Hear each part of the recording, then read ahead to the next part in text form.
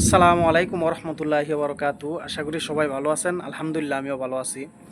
আজকে কিছু বাস্তব কথা, বাস্তব জীবনের কথাগুলো, চিত্রগুলো তুলে ধরবো। অবশ্যই ভিডিওটি আপনারা শেষ পর্যন্ত দেখবেন। দেখেন, আপনারা অনেকেই আছেন যে মালয়েশিয়াতে আসছেন, কিন্তু আপনারা যখন মালয়েশিয়াতে আসছেন, যখন দেশ থেকে আসার সময় আপনারা জানতেন যে আপনারা একটা কোম্পানিতে যাইতেছেন, ভালো একটা কোম্পানিতে আপনার এজেন্সি বলছে। তারপর আপনি যখন বাংলাদেশ থেকে মালয়েশিয়াতে চলে আসছেন, মালয়েশিয়াতে আসার পরে আপনার যে বাকি কাজগুলা, আপনাকে মেডিকেল করানো, আপনার ভিসা লাগানো, তারপর আপনার কোম্পানি থেকে যে সুযোগ সুবিধাগুলো থাকা খাওয়া দাওয়ার, এগুলা সব কিছু কিন্তু আপনার কোম্পানি বহন করবে, এমন একটা আশ্বাস নিয়ে আপনারা কিন্তু প্রবাসে আসছেন। কিন্তু আপনি যখন এই প্রবাসে আসার পরে সেটার ভিন্নতা আপনি দেখতে পাইতেছেন। সেটা হলো যে বিগত সময় ২০২৩ সালে কলিংয়ে এই জিনিসগুলো বেশি হয়েছিল। সেটা হলো তথাকথিত এজেন্ট ভিসা, যেটাকে আমরা ফ্রি ভিসা বলি, সেই ভিসা।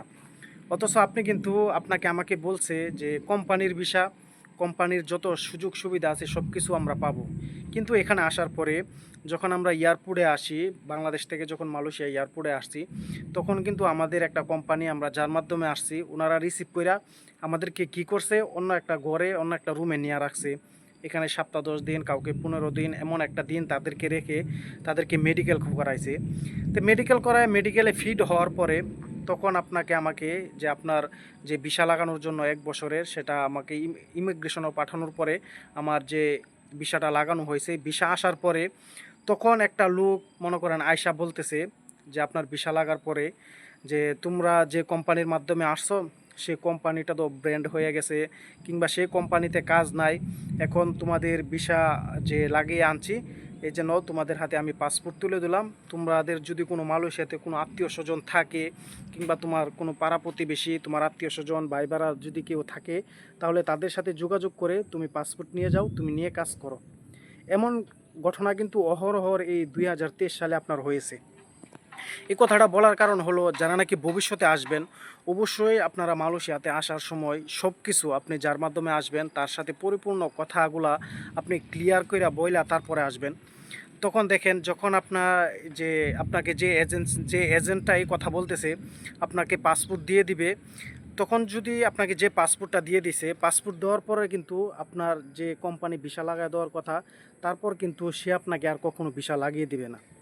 যে কোম্পানির মাধ্যমে, কোম্পানির টাকা দিয়ে ভিসা লাগানোর কথা, যখন আপনাকে পাসপোর্টটা দিয়ে দিছে, তারপর থেকে কিন্তু ভিসার যে খরচটা বাৎসরিক, সেটা কিন্তু আপনাকে বহন করতে হয়েছে। এজন্য যাদের সাথে এই ঘটনাটা ঘটছে, যেটা বিগত সময় ঘটে গেছে, সেটা তো ঘটছেই। ভবিষ্যতে যাদের সাথে এমন হবে যে আবার অনেক এজেন্সি আছে, অনেক মনে করেন যে এজেন্ট আছে, আপনাকে বলবে সে এজেন্টের মাধ্যমে কাজ করার জন্য, কিন্তু সে এজেন্টও আপনার কাছ থেকে কিছু টাকা খেয়ে নেবে। ধরেন আপনি ২,০০০ কিংবা ২,৫০০ টাকা বেতন পাইলেন, সে ২,৫০০ থেকে সে ৫০০ টাকা আপনার কাছ থেকে কেটে নেবে। কেন কেটে নেবে? সে আপনার ভিসা লাগানোর জন্য আপনার কাছ থেকে কেটে নিবে। যে ভিসা লাগানোর জন্য ২-৩০০ লাগবে, আর ২০০ টাকা সে খেয়ে ফেলবে।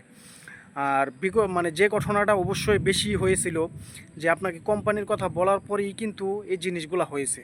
আপনি আয়সা কথা কাজের সাথে মিল পান নাই, আপনাদেরকে কোম্পানির যে সুযোগ সুবিধা বলছিল কোনোটাই পান না।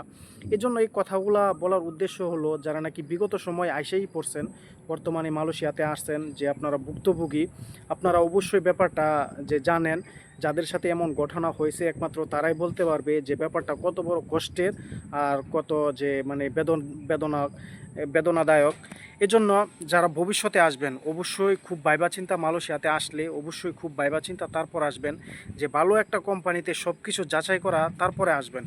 যদি আপনি এই এজেন্ট ভিসা, ফ্রি ভিসাতে আসেন, তাহলে কিন্তু আপনার ভোগান্তির শেষ নাই।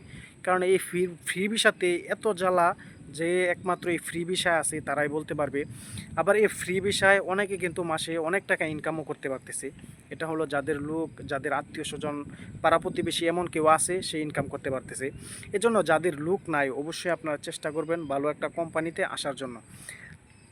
তাই ভাই, ভালো থাকবেন, সুস্থ থাকবেন। আসসালামু আলাইকুম ওরহমতুল্লাহি ওয়া বারাকাতুহু।